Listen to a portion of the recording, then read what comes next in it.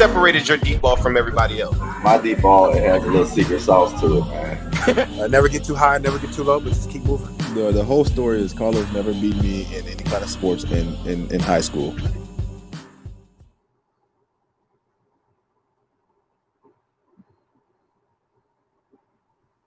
Welcome to the Orange is the New Black podcast. I'm your host, Ace Boogie, joined by my co-host, Zim. Zim, say what's up. Hello, world. How's everybody doing this evening? We are in for a special treat today. We have none other than Dr. David Chao here with us that is going to talk to us about injuries. Why? Because he's the injury specialist, man, the guy that does it all. Dr. David Chao, please tell everybody how you're doing today and where they can find your work before we start anything. Thanks for having me on through Twitter, Profootballdoc, Profootballdoc.com for the best analysis. And we got some new things coming this year, but it'll be all through social media and Profootballdoc.com. And by the way, I know you guys already, but Orange is the New Black. I mean, my wife might be excited. She loves that show on Netflix. Appreciate it. Appreciate that. She'll look highly upon me tonight. Say when I go home and say, "Look, I got a guest role on Orange is the New Black." You know, she'll be excited. Tell her that. I will. Tell her that, and tell her to send out a mass tweet to all of her friends too. Sounds good. So getting into it, Dr. Chao, the first injury that I want to talk about is one of the most recent. It's not the most recent. But the Bengals had a backup reserve swing tackle in Hakeem Adeniji. He suffered a torn pec on June 18th of this year. What are just your thoughts on, can they expect him back this season, or what should Bengals fans expect from Hakeem Adeniji? Well, pec tendon ruptures, and that's what it is. It's not muscle. Everyone calls it muscle. Actually, the timeline is shorter than one might think. If you think back to J.J. Watt, the season before, when he came back from that torn pec for that playoff game, he wasn't 100%, but he got hurt somewhere in the middle of the season. And so early June timeline, 4 months is not unreasonable for a return. He might not be 100%, in terms of what side he plays on and what's the outer arm and where he's at, but I would expect that he could come back this season. It's just a matter of when and how late.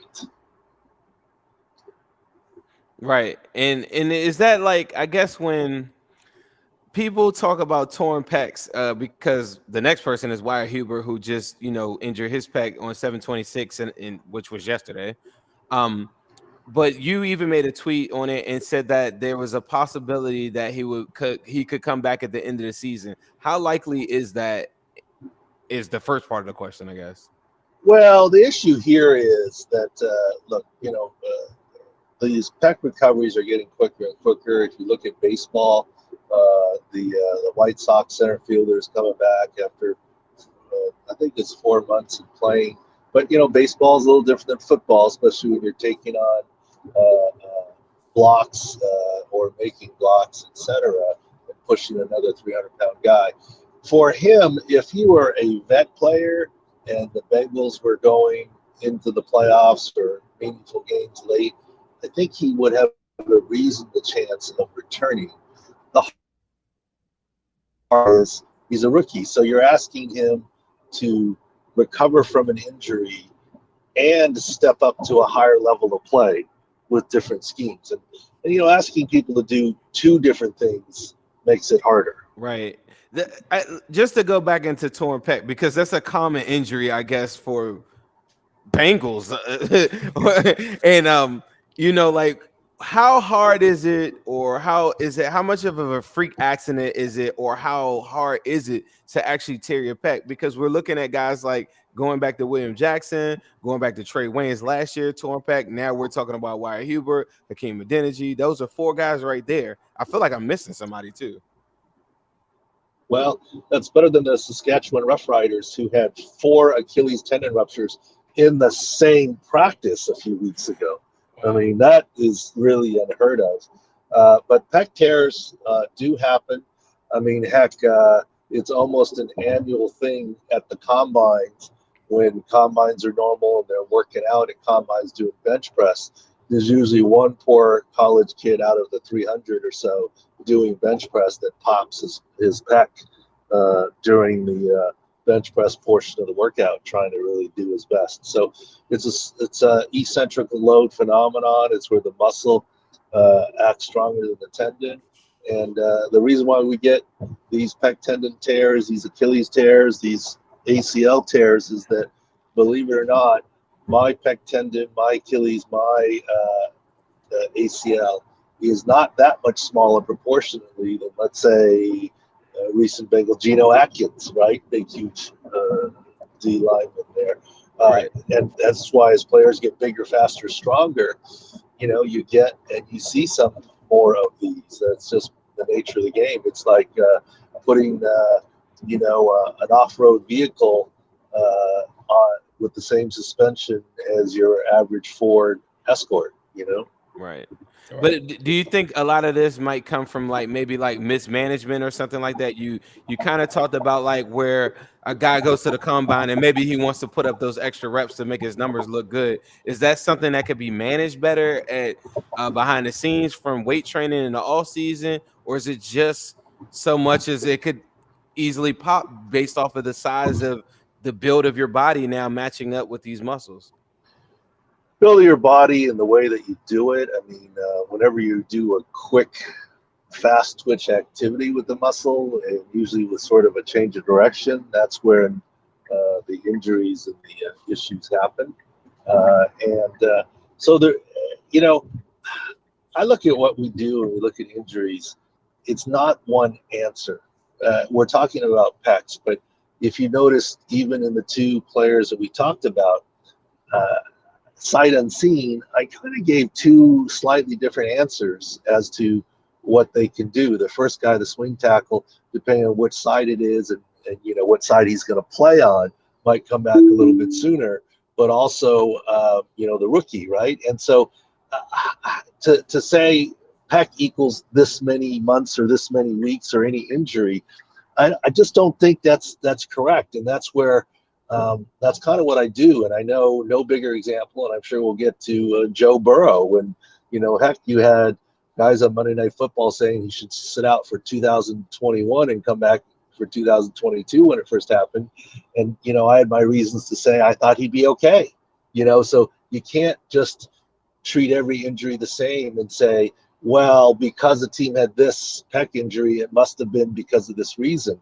You have to be more careful in the analysis. Right. So one thing that I wanted to ask you about, we have another pec injury with Trae Waynes, and I don't really want to just ask about the injury itself, but sometimes you do this thing where you say, with this injury, this player will come back and hit the ground running, or, don't expect him to be what he was last year until a certain time. With Trae Waynes sitting out the entire 2020 season with that pec injury, what are some of the expectations we can expect for him, coming in without playing last season? Well, I mean, obviously the game of football is not easy, and so it's going to take some time for him to get reacclimated. But I actually have high expectations because as a corner with his pec injury, I mean, as a corner, you make your living, sure, there's press coverage and other things, but you make your living with your feet. And that hasn't been slowed down at all during this entire time. And so I expect him to hit the ground running, so to speak. Definitely. Yeah, and I guess are there unique situations where I think when it first happened, where we were talking about a torn pec from Trae Waynes versus there was someone else I remember came out in the same breath. What could separate the differences from not to go ahead, we could go to Joe Burrow, but what would separate the difference of me tearing my ACL in my recovery time versus me tearing my ACL along with my MCL and my PCL? How much more time does that add on to the injury? And is that the reason why everyone thought that maybe Joe Burrow was just gonna, or were thinking that he should sit out a whole entire season?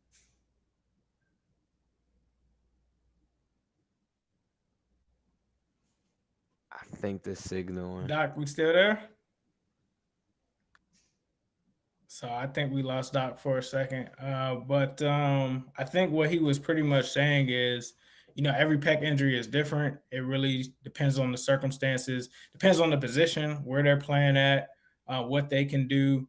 So I think honestly, that was good news. I think that he said about Trey Waynes. I mean, obviously with him being a corner, he's more so using his feet. He said obviously there's some, jamming and coverage and stuff like that, but utilizing his feet with the footwork is what's going to matter. So I would take that as it's better to depend on Trae Waynes coming back from his injury than it would to be like, CJ Uzomah, who's coming back off of an Achilles injury. Obviously, he has to use his feet to run routes, to plant and kind of block guys and stuff like that.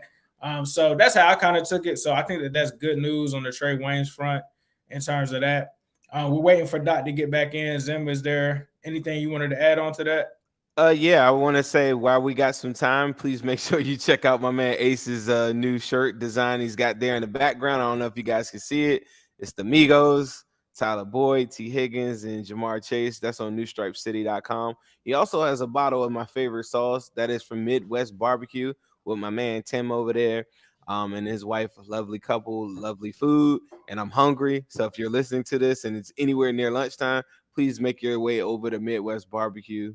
And also make sure that you get a whole lot of orange. There's been a whole lot of orange going out this week. So definitely be sure to pick up your shirt from Whole Lot of Orange. There's several different ones, all types of players, all dope. Be sure to check that out on zimhude.com. All right, I think we got Doc back.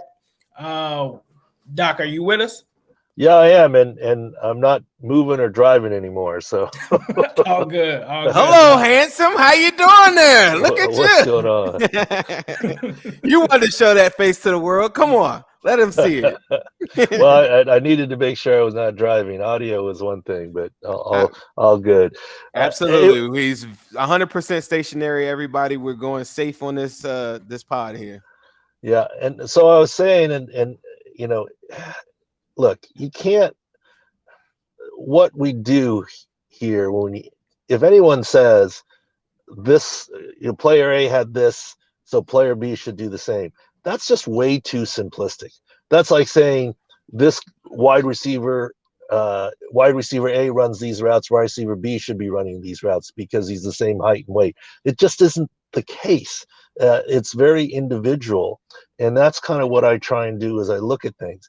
I mean, I heard people comparing Joe Burrow to Carson Wentz. Look, on Carson Wentz, I said he would not be ready the next season. This is a bigger deal for Carson Wentz. Why? Because it was a multi-ligament injury, but it was his PCL, LCL, whereas Joe Burrow's was ACL, MCL. Yes, technically multi-ligament, but medically very different.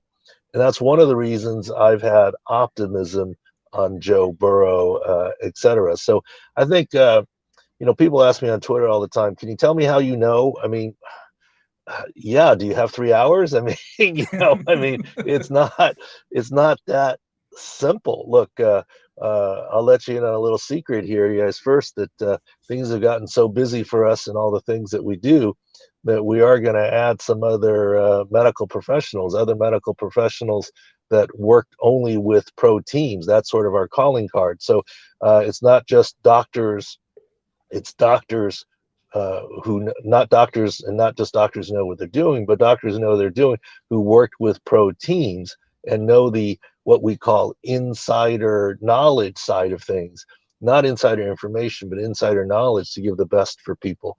And look, I'm trying to show those guys what I've learned over the last decade and across 17 years looking at video when I studied it.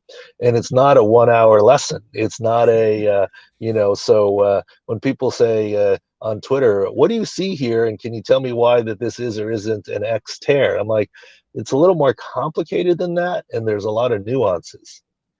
Right. So for the people that don't know, Doc, please let them know like your background. Like some people may not be familiar that you were a professional team doctor before.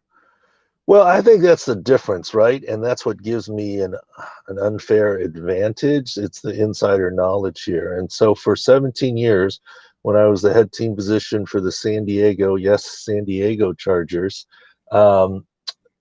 I would see a guy on the field, on the sidelines, in the locker room the next day after an MRI. And then I usually would have, so we know exactly what he had and what we thought about the injury. But then I would usually have about half hour, 45 minutes before my meeting with the general manager upstairs. So I made it a habit of going into the video room, and the video guys were awesome at pulling all the, coaches film and game film and editing it for us to show us. And what were we doing? Honestly, I don't know. I mean, everyone in the building, in any football building on Monday, is studying film. I mean, there are times when a player goes down and I said, well, what happened? And they said, well, I don't remember. It was a big pile. Let me look at the film, right? And so I had dead time. I was intellectually curious. Everyone in the building is looking at film. And so I started looking at film. To do what? I don't know. We just did it, right? And essentially it worked out to be very useful because there I had the answer. I know what the injury is. I've examined the player. I've seen an MRI. I know exactly what he has. And then now see how he got it, right? And I had no idea what this would lead to, but I did this for 17 years. And that's why I've been able to be relatively accurate in the 90s, mid 90s, just by video over the years, because it's been more than a hobby. It's been a science that I've studied. Now I don't have an exam. I don't have the MRI. I don't have the exact diagnosis, but it's like reverse. It's like Jeopardy, asking the question and here's the answer, and now the other way around, right? And the video is now the question. And for those wondering out there who don't know, if you go to the doctor and you hurt yourself playing indoor soccer and you hurt your knee, the doctor says, what happened? You said, well, I was playing indoor soccer. I was running this way. My foot got caught. Someone hit the outside of my knee. Well, you're describing the video of what happened. Right. So for traumatic injuries, that's kind of where we get what we get. And then I try and go next level with it because it's not a simple, grade 2 MCL equals 4 weeks. I mean, it's more custom than that, related to the player, the type of player, the injury.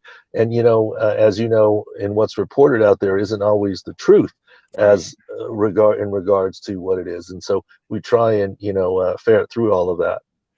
So I guess I had one question I wanted to say, because I noticed one thing when I was checking out your stuff at Sportsdoc is that now, because you have so much inside information, now it's evolving into, now you can translate that for people that play fantasy football in gambling and stuff. Is that the next step for what you guys are doing?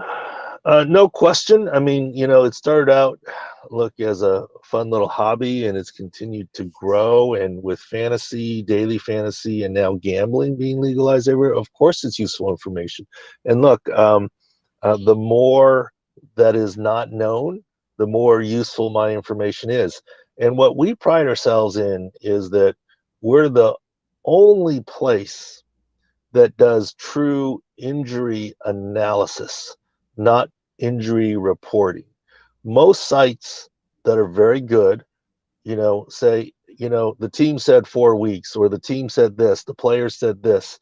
That's helpful. The official injury report said this. That gives you a framework, but we all know that's hardly the full story or the truth, right? And so I try and go to the next level, which is the analysis part. And the analysis really in-game live, I'm the only place that I am aware of that will go out on a limb in-game before there's even a report from the TV about what the status is. And sometimes it works out and sometimes it gets me in trouble. I remember, speaking about the Bengals, when I first started doing this, I had an interesting lesson. I still remember it was a Thursday night football game. And it was the year that early on when Geno Atkins tore his ACL. And obviously Geno's the stud, right? He was the man. And I remember looking at the replay that they were showing on TV, and the announcer was saying, it looks okay, not a lot happened here. I remember tweeting out, it happens the step before the replay. He continued to finish the play. And I had it on, TiVo Rewind, and I could see it. And that's why I said, he tore his ACL. And boy, I learned a good lesson. I got a lot of grief from Bengals fans because he was your central guy. How do you know? You're on your couch. You're an idiot, this, that, the other. And I had to say, look, I don't know for sure. I'm just giving my opinion. And yes, I'm on my couch and I'm not trying to make any more of it. And if you notice now, what I've decided, especially when it's a new fan base, the fan base that knows what I'm doing doesn't care and it's fine. But a lot of times when there's a new injury like that, and someone doesn't know what I do, I get a lot of anger. Like, how do you know? You're just guessing. They don't know the whole thing. But nowadays, at least my followers would chime in and say, "Don't you know what he does?" kind of thing. But I did. Don't you just don't you just go online and say, "Trust me, I'm a doctor." Well, that or I stayed in a Holiday Inn Express last night, right? Right, that works too.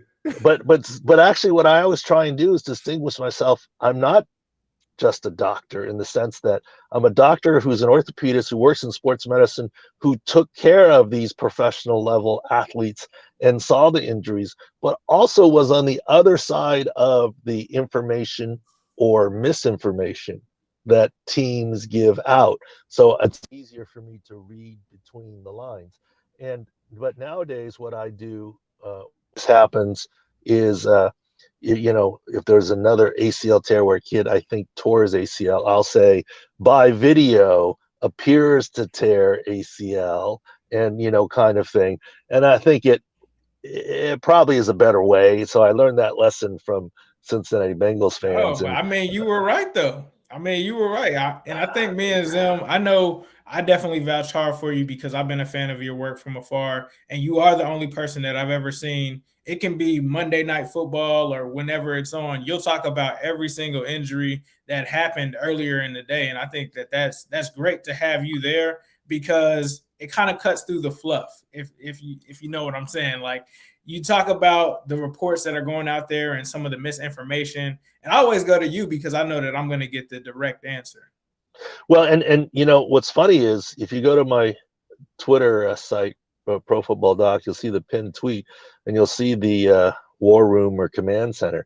We've got all 8 or 10 games on with multiple people watching the games. And what's really ironic is I may know all the big injuries from the week, but what's ironic is I literally, you could teleport me back Jetson style or whatever in time to Sunday morning in Las Vegas, and I'm not sure that I could make any money because a lot of times I don't know the final score and the final spread or what the total was or whatever, because I'm just concentrating on the injury side of what happens. Some weeks more so than others, and some weeks less, depending on the injuries. But yeah, it's sort of a unique niche that we're dedicated to.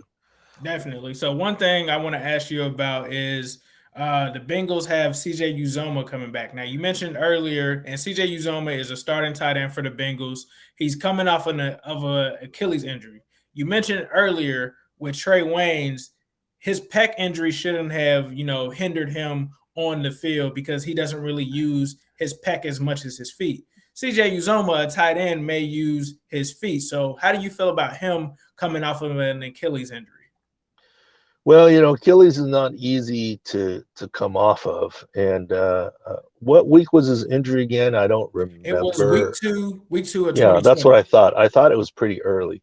So that really gives him a better chance to come back and be effective here. I'm more optimistic on him than for week 11. And, Achilles in space do better than Achilles in space do worse than Achilles in a confined space. So the more that, for his blocking ability and, inside routes, he might be better, but in space is a little bit harder. He's a pretty big guy. So we'll have to see, but I would be cautiously optimistic that he could be okay this year. Let's go. I got 2 players. One of the players isn't on our list, Ace, that I wanted to ask him about, and I was really curious about this because currently right now the Bengals are looking at center depth, right? They brought in guys that Austin Reeder, who currently has a knee injury, and they've been rumored to taking a look at it right now. But this is all stemming from Trey Hopkins, who tore his ACL week 17. He was recently cleared yesterday for all off-season training activity, all camp activities. How soon do you think that he'll be able to play an NFL football game? it's so individual, and even when you're cleared, I mean, does that mean you're 100%? I don't Right. know that it does, right? And it really depends on the individual situation. Obviously the footwork, I would be more concerned about footwork and other things in a pass set than I would in a Right. straight ahead run block situation. But center is a very cerebral position. You got to get back into the game. It depends, but the fact that he's been cleared, at least they don't see any major hurdles, right? And Right. so that certainly is a positive. But him being injured, I guess week 17, is it likely that you think he'll play week 1 of a NFL football season playing the center position? That was less than 6 months ago, or is that exactly 6 months? Well, that's more. It'll be closer to 9, but if you talk week 1, Okay. Okay. I mean, Because Yeah, week he's kind of 17. for week 1. Yeah. Okay. Okay. I mean, look, I can say this, and it's not HIPAA because the players allowed me to, but and one of the more famous examples is Phillip Rivers, who tore his ACL in the playoffs, had knee surgery, and then had his ACL reconstructed after the 2007/8 AFC Championship game. So he had it in basically starting early February, late January. So that's about as late as you can from a season. And not only did he start week 1 at quarterback, not only did he start week 1, but 100 days afterwards, if you Google 100 days in Phillip Rivers, you'll see an ESPN article that he was cleared in a red jersey, but able to do mini camp at 100 days. So, 9 months, I think it's possible that he can play. Will he be 100%? I don't know that that's possible that he'll be 100%. But, is 90% good enough for him to start? Is 90% good enough for him to be the backup? I don't know, right? I mean, I don't know the depth. I don't know how everybody's doing. And then sometimes, yes, people are forced into action. Look at Alex Smith, one of the greatest comebacks of all time. But the man has a foot drop. Did you see Project 11? He was nowhere near 100%, right? His mobility was different, and the whole deal. Yet he did a great job when he played, and he also didn't last. But look, if not for the depth on that team with Haskins and Heineke and all the other injuries, Alex Smith would not have seen the field. He was pressed into duty. So there are times that happens too. And, my hat's off to Alex for what he did. But it was not the Washington football team's plan to play Alex Smith last year. They were forced into it because of depth issues, etc. So that's the side I don't know. But in general, I think he would be an available choice. But what percent is the question? So 2 other players that I want to talk about. We have starting running back Joe Mixon, which I'm sure you're familiar with him. Was injured with a right foot injury week 6 of 2020. And then we also have DJ Reader. He was a defensive tackle, nose tackle, that had a torn quad week 5 of 2020. What is just your analysis on those 2 players? Obviously, one is a running back, the other is a defensive tackle. What was the foot injury though? That's what I was going to ask you guys. What was the foot injury? Look, you guys are on the ground there. I don't always see everything, but look, was this really a dancing injury? I mean, after this touchdown celebration, I mean, has anything come to light on that? I just remember him on the injury report. I don't even remember actually seeing the injury. I remember him playing just said part of the game. Injury. They do not say whether it's the ankle or what it is. They just said that. Well, here's what I know. I mean, I study the film and I go back and look at injuries, and we have a crew of people that try and find them and show me and study it. Mm-hmm. Look, call a spade a spade. I did not see a lot on Joe Mixon by video. That doesn't mean he wasn't hurt. It just wasn't caught on video or from what I saw. The last time I saw him, if my recollection serves me well, he scored a touchdown and was seen dancing in the end zone and then didn't come back. And then it was out for 11 weeks or whatever it was. So, yeah, there's a little bit of mystery there on what it was. I mean, was it a Lisfranc? Was it whatever? And I'm not trying to make fun of Joe Mixon or injuries, but, yeah, dancing's the last time that we've seen him on the field. Going back before we close this bad boy out, like you were talking about the Alex Smith injury. I felt as though like there are similarities a bit with Joe Burrow because the mobility levels of Alex Smith early in his career were similar to Joe Burrow. They have pretty much about the same stature, different things. They have similar attributes, right? Knowing what we know, knowing that he isn't forced into a situation where he has to start week one, they have backup guys that could play. I know that the coach's season is probably on the hot seat, but there's no reason to put the franchise quarterback out there, in harm's way. They went and had a report yesterday that said that they would not force him into activities early, and he probably wouldn't play preseason football. If you were the GM of the Cincinnati Bengals, what would be your Joe Burrow plan coming into the season? Well, I would have to let Joe Burrow and Joe Burrow's knee dictate it, right? I mean, if his knee can withstand things, if he's, in the high 90s in terms of his recovery, but also mentally, is he sharp on the reps? And, there's a mental side to the game as well.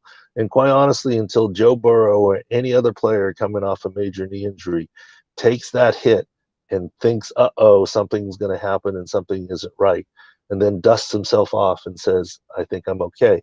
That mental hurdle is hard to get over. I fully expect him to wear a knee brace, not only this season on that lead leg, but for the rest of his career, a la Tom Brady. A lot of quarterbacks do it regardless because that's what's vulnerable. You're looking downfield, and that's where the trash is coming, and that's why you cannot hit a quarterback low below the waist. But sometimes it's friendly fire. Sometimes it's a guy falling into it, your own player. Sometimes someone is blocked into it. So there's a mental side of it as well as a physical side of it. And, the other side of it is he's your future. And the last thing you want to do is put him in games where he isn't ready to go physically or mentally and ruin his confidence. And, your coach is still new. I would imagine he's got quite a bit of rope, and no one's going to say, why aren't you playing Joe Burrow if he thinks that's what's best for the long term? So I think you're okay there. But with all that being said, I would be somewhat surprised if he wasn't your opening day starter. Look, and it's very individual. Phillip Rivers, and I'm not trying to just go back on whatever, but Phillip Rivers never played in the preseason throughout his career. He always wanted to play in the preseason, etc. But a couple of things. Number one, he was a delayed signing, right? And, and didn't play, and he ended up doing fine when he did.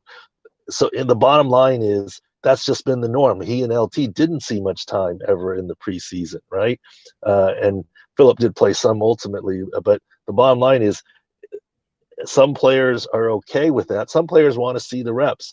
My guess is if Joe Burrow is a player that wants to see the reps, he'll lobby his way into playing some this preseason. If he's a guy who's okay with not, then he'll probably listen to the coaches saying and the GM saying don't. So there isn't a one size fit all answer for this, but you're going to have to let the need dictate it. But I actually am fairly high on Joe Burrow. Unfortunately, too many people are high on Joe Burrow that I didn't really get him in any of my fantasy drafts. So one thing that I got to ask you is it fair to expect Joe Burrow to continue where he left off? Because he was on fire last season, and a lot of people didn't think that he played like a rookie. Should we temper those expectations, or should we feel like Joe Burrow can come back and still be that guy? Well, look, I've always said this, and he got hurt in the pocket, right? And in general, you get hurt a lot more outside the pocket and then in the pocket statistically. So what he has going for him, he's a mobile quarterback. And in general, he doesn't run routinely as part of that. He runs when he has to, right? And he's mobile when he has to be. So I think that's a good formula for keeping him more out of harm's way. And really a lot of this, to me, the number one attribute and worry here is not going to be his knee, but mentally, his sophomore year, etc. And look, he's got the same coaches, he got the same system, he's been working mental reps, etc. He's been started sharp with some success. I would be relatively confident that hopefully he can get on that same trajectory. But, football's a very difficult game, right? I mean, you can head in the wrong direction very easily. But so far, I'd be optimistic. I mean, do I think his knee is going to be 100% week one? No. I think he's going to be stronger as the year goes on. Do I think his knee is good enough to be able to perform? And if he listens to the scheme and lets the play come to him, and he's in a comfortable system, which he seems to be, I would be fairly optimistic about him. However, here's the only other side to worry about. This is just me as a pseudo football guy. I don't love anointing quarterbacks early. I think a lot of quarterbacks can have early success. Look, the one exception was Patrick Mahomes. When they benched Alex Smith for Patrick Mahomes, I said, what are the Chiefs doing? I had no clue. I saw him 2 games and I said, this player is different. They know what they're doing. Other quarterbacks, I was never sold on Jared Goff completely. I was never sold on Jimmy Garoppolo completely. Right. Look, one of the 2 things I'm internally proudest of, I said Jared Goff was going to be fine for that playoff game with his thumb with the Seahawks and would be the starter. And I was wrong. And people got all over me. And my logic was he played all the week 16 fourth quarter with no tape, nothing on that thumb. It was an IP joint dislocation. He's now got a pin in it where it's stable. He's had 2 weeks. I don't see how physically he's not the starter. Right. But when he wasn't the starter, I went on record doubling down saying there's more to this story, that there's something hidden here. And I even did some podcasts saying hiding behind health, right? And I thought the Rams were hiding behind health. And why did I know this? Not only from the study of the injury. If you go back to that game, the Rams only activated, who's the quarterback they started? John Wolford, right? Mm-hmm. They only had John Wolford and Jared Goff, 2 quarterbacks. Right. If Goff is not 100% healthy and there's any question mark, name one team that goes into a regular season game, much less a playoff game, with 1.5 healthy quarterbacks. You would activate Blake Bortles. Because one hit to Wolford, if Goff has an issue, you can't go Denver Broncos with COVID and run a wide receiver out there in the playoffs, right? So when Blake Bortles was inactive, that told me Goff was for sure healthy. Yet he didn't start, and he also finished the game. So after the season, I doubled down again saying, I'm telling you, either they think Wolford is really good and he's really close to Goff, or Wolford's down here and they think Goff's not that far away. Look, Tom Brady, when he dislocated his thumb before the playoffs, was starting. Phillip Rivers in Indy with the whole, turf toe issue wasn't practicing, but he was starting, right? I mean, so that tells you something. And then that same podcast, I said, Jimmy G, his high ankle didn't fully make sense to me, how his timeline and everything. And I remember having Lonnie Paxton, a former teammate of his, on, and I, as the guest, and I said to Lonnie, do you think it's possible that this is like Jared Goff? They're hiding behind health. And he agreed it potentially was. And look what happened. They traded up to the number 3 pick and got Trey Lance. Right. Not that they hate Jimmy G, but, that they didn't see him as the long-term guy. They don't hold him as high regard. You got to look at those coaching staffs, too. Those are 2 coaches that know exactly what they want, and they know exactly what they need to get over that hump. Yeah, and that's where, I know I got off on a tangent there, but I'm saying that I'm close to anointing Joe Burrow. But the only worry is the sample size so small that the defenders, like, for example, using baseball as an analogy, the first time or 2 through a pitching rotation, through the lineup, the pitcher, that AAA pitcher gets the best of a lot of major leaguers. But that third time, watch out. They've seen some of the pitches now, right? So do they have a book on Joe Burrow now where they've now had an offseason design and the system where they can defend it a little bit better? And that's where you see some of the sophomore slumps or jinxes.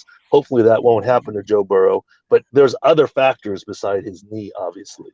One thing that I think was going to help you anoint it is that we're going to send you some Joe Burrow gear. That's going to be one major step, because we need you walking around like sharing the good gospel of Joe Burrow's the savior of Cincinnati. We need you to walk around and tell the world that, because that helps our cause out. I had one really, really big question. a lot of Yes. people. So we have a different world that we live in on Twitter and Instagram and stuff. So when we go online, anytime the Bengals have an injury, the first thing somebody says to us is fire the staff, get rid of everybody, the whole entire training. Every single a guy could be out for 1 week, fire the whole entire staff. They think that, and this might seem a little crazy in your world. I'm on the outside. I'm the minority that just says, hey, luck of the draw, whatever. Like more than average Bengals fans or Cincinnati for the last decade have said that the training staff is not up to par, and that is the reason why we have so many injuries. Do you have any thoughts on that? Let me give you two general things, and of course, in order to really know, you got to analyze the specifics. But you know how in the beginning of every season, there'll be a poll of what do you think the team's record will be. Let's say ESPN will do it from their beat reporter, their main beat reporter, and it turns out that the average record of the league is 9-7. It's never 8-8. So you're always a little more optimistic on how your team will do. And if you did the opposite ranking, which is a ranking of what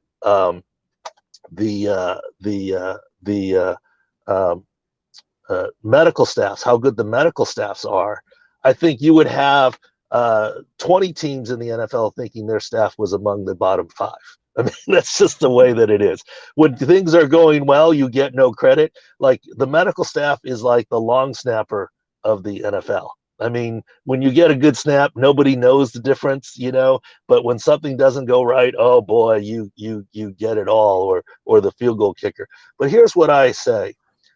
And I said this to a GM before, believe it or not, when he was giving me grief about injuries. What I said to him is, and you call everybody coach. I said, Coach, you got to understand, I'm Paul Revere. I'm not the British. I mean, I'm not injuring the players. I'm trying to get them better. I'm telling you the injuries are here, and this is what we need to do. I didn't get the guy's foot stuck in the turf and tear his ACL, right? I mean, I'm trying to fix all those. So I think you need to look, if you have a lot of instances of players that don't get better after injuries or that misdiagnose, you might look at the injury and training staff. But if you're looking at, is it turf? Is it this? Is it bad luck? Quite honestly, the GM selections have as much to do with injuries as anyone else, because if you pick guys that are, look, LT never got hurt because LT at 90% was very, very, very effective. But some running backs, the guy who came after LT, and I won't mention his name, very good running back. He got hurt a fair amount, but he was running at 110% to be effective. So he was vulnerable to the counterpunch if you're throwing punches from your heels, whereas LT was not, right? And some of that is GM selection of the player. And you can't fault a player for going 110% and then laying himself on the line and getting hurt. You can't necessarily blame the training staff. In some ways, it's what you're asking the player to do. So injuries are absolutely multifactorial. Doesn't training staff have something to do with it? Maybe, but you have to look at it on an individual basis and what the injury is and what happens. But it's also not just pure luck. You got to look at the pattern of injury. So it's a very difficult question. No, we appreciate that. So thank you, David, for taking some time out of your day to join us. Once again, please let the people know where they can find your stuff. Profootballdoc at Twitter or profootballdoc.com. And, I'm going to text my wife right now that I'm making an appearance on Orange is the New Black, and let's see what she says. And look, and then we're gonna sing you the merch, right? We're gonna sing you the merch, and she'll be like, "What the hell is this?" Oh yeah, wait, what holiday is coming up? Or I'll wrap it as a gift, saying I know you liked Orange is the New Black. Okay, we'll do that. That'll be great. You. At the end of she might be a little funny at first, but at the end of the day, nobody could deny a T-shirt. Like you need T-shirts just to make. Sounds good. I hope the T-shirt will take the place of the Gucci. Ooh. I don't know. Yes, well, sir. Yes, sir. Mentally, it will. We'll see. Price tag, not so much. Well, thank you guys for listening to the Orange is the New Black podcast, and Zen will end this with a yes, Sirski. Hello, world. What separated your deep ball from everybody else? My deep ball, it has a little secret sauce to it, man. Never get too high, never get too low, but just keep moving. The whole story is Carlos never beat me in any kind of sports in